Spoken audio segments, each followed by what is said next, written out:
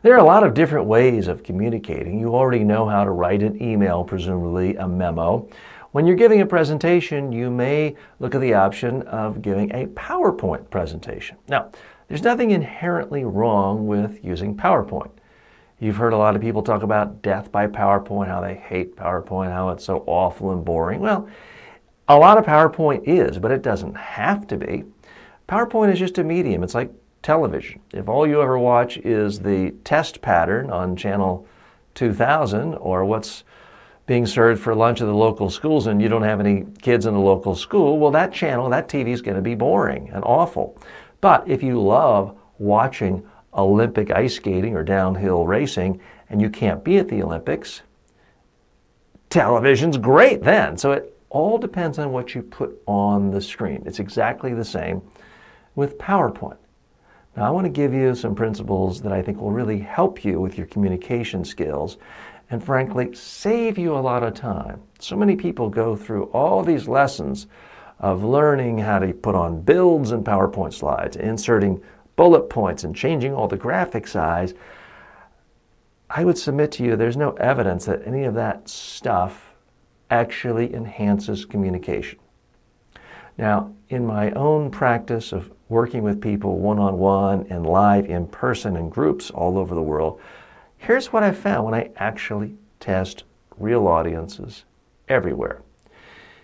People remember images. They remember a slide if it has one idea on it. They do not remember complexity on slides. They do not remember lots of bullet points. People come to me all the time looking for some magic formula of, oh, it should be just 3 bullet points and 7 words per bullet point, right? Wrong. Now that's better than 50 bullet points and 1,000 words, but I don't have any evidence, and neither do you, that having 3 bullet points on a slide, 7 words per slide, actually helps the audience remember your messages.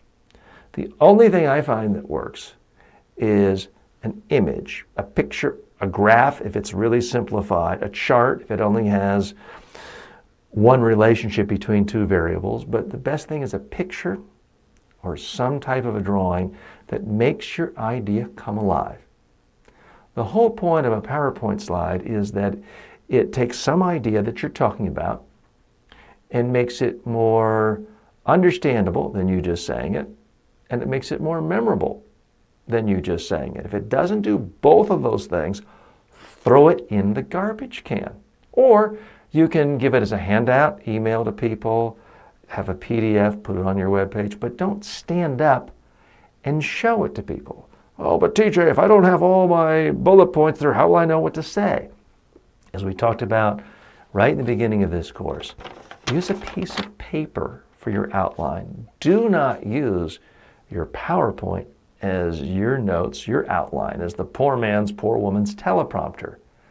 The slides are for your audience. If you need reminders, use a good old-fashioned piece of paper.